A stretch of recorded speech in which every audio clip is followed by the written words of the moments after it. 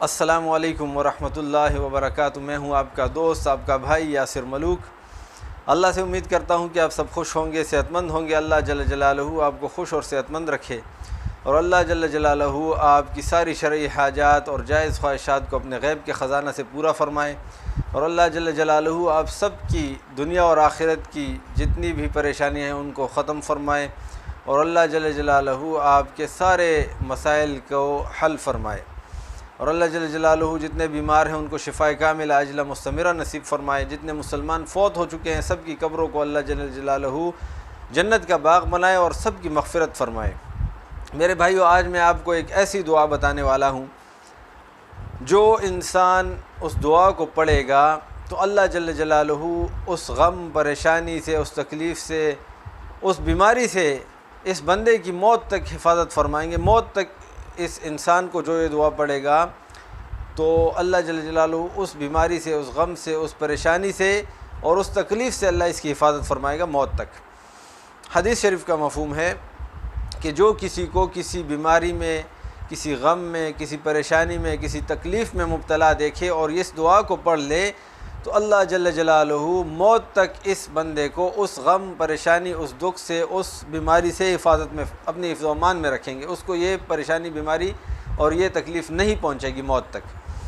تو میرے بھائیو، ایک تو سب سے بنیادی چیز جو ہے وہ یقین ہے کہ ہم یقین کے ساتھ دعاؤں کو پڑھیں، کہ ہمارا یقین ہو کہ یہ میرے نبی علیہ الصلوۃ والسلام کے منہ مبارک سے یہ الفاظ نکلے ہیں اور یہ حق اور سچ ہیں، اس پر جیسے نبی علیہ السلام نے فرمایا ہے ایسے ہی اللہ جل جلالہ میرے ساتھ معاملہ فرمائیں گے۔ تو سب سے بنیادی چیز یقین کا بننا، کہ ہمارا یقین اللہ کی ذات پر ہو اور نبی علیہ الصلوۃ والسلام کے ارشادات پر ہمارا یقین ہو 100% کہ اس سے میرے کام بنیں گے۔ تو میرے بھائیو، یہ دعا بہت مختصر سی دعا ہے، اس کو ہم سیکھیں، اور یہ جو آج کل کرونا ہے یا جتنی بھی بیماریاں ہیں، کینسر ہے، ایڈز ہے، شوگر ہے، بلڈ پریشر ہے، اور جتنی بھی بیماریاں ہیں، اگر ہم کسی کو دیکھ لیں اس کے سامنے تیز تیز نہیں پڑھنا ہے، کیونکہ وہ بندہ یعنی پھر کہے گا کہ یار میں بیمار ہوں اور یہ مجھے دیکھ کے یہ دعا پڑھ رہا ہے، تو وہ آہستہ اپنے ساتھ پڑھنی ہے۔ بلکہ بعض علماء نے تو لکھا ہے کہ دل ہی دل میں پڑھ لے تو بھی اللہ جل جلالہ اس کو اس بیماری سے اپنے حفظ و امان میں رکھیں گے۔ تو میرے بھائیو، گھبرانا نہیں ہے، کیونکہ مسلمان کے لیے ہر حال میں کامیابی ہے اللہ جل جلالہ کی طرف سے۔ حدیث شریف میں آتا ہے کہ جو کسی بیماری کی وجہ سے کسی کی موت ہو گئی تو وہ شہید مرے گا، وہ شہادت کی موت ہے۔ تو اس پر ہم اللہ کا شکر ادا کریں کہ یا اللہ، تو نے ہمیں مسلمان بنایا، اپنا ماننے والا بنایا، اپنے نبی صلی اللہ علیہ وسلم کی امت میں پیدا فرمایا، اور اپنے نبی علیہ الصلوۃ والسلام کیا کلمہ ہمیں نصیب کیا، ہمیں مسلمان کے گھر میں پیدا کیا۔ اس پر ہم اللہ کا شکر ادا کریں۔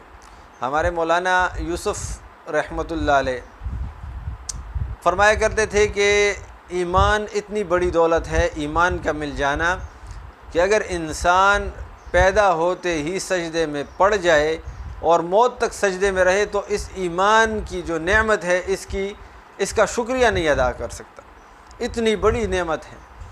اور مولانا سعید احمد خان صاحب رحمۃ اللہ علیہ فرماتے تھے کہ پوری کائنات میں سب سے قیمتی چیز ہدایت کا مل جانا ہے، کہ کسی کو ہدایت مل گئی، چاہے اس کے پاس کھانے کو کچھ نہیں ہے، پینے کو کچھ نہیں ہے، پہننے کو کچھ نہیں ہے، لیکن اس کو ہدایت ملی ہوئی ہے، اس نے کلمہ پڑھا ہے لا الہ الا اللہ محمد الرسول اللہ، اور اللہ کے احکامات کے اوپر چل رہا ہے، نبی کے طریقے کے اوپر چل رہا ہے، اس کے اوپر دنیا میں سختیاں ہیں، پریشانیاں ہیں، لیکن یہ انسان کامیاب ہے۔ اور ایک انسان کو پوری دنیا کی بادشاہت مل جائے، پوری دنیا کے خزانے مل جائے، پوری دنیا کی اس کو عیش و آرام مل جائے، پوری دنیا کی فوجیں اس کے ساتھ ہو جائیں، لیکن اس کو ہدایت نہیں ملی، یہ ناکام ترین انسان ہے، پریشان ترین انسان ہے، دنیا میں بھی پریشان ہوگا اور آخرت میں ہمیشہ ہمیشہ کے لیے پریشان رہے۔ تو میرے بھائیو، اس پر ہم اللہ کا شکر ادا فرمائیں۔ اللہ جل جلالہ فرماتے ہیں، جس کا مفہوم ہے کہ اگر تم میری نعمتوں کا شکر ادا کرو گے تو میں نعمتوں کو بڑھاتا چلا جاؤں گا، بڑھاؤں گا نعمتوں، اور اگر تم میری نعمتوں کی ناشکری کرو گے تو میں تم سے وہ نعمت بھی چھینوں گا اور میرا عذاب بہت سخت ہے۔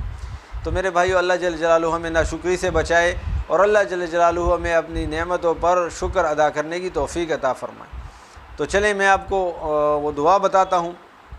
بسم اللہ الرحمن الرحیم۔ جب دوسرے کو کسی مصیبت یا پریشانی یا برے حال میں دیکھے تو یہ دعا پڑھے: الحمدللہ الذی اعافانی مما ابتلاک بہ وفضلنی علی کثیر ممن خلق تفضیلا۔ ترجمہ: سب تعریفیں اللہ کے لیے ہیں جس نے مجھے اس حال سے بچایا جس میں تجھے مبتلا کیا، اور اس نے اپنی بہت سی مخلوق پر مجھے فضیلت دی۔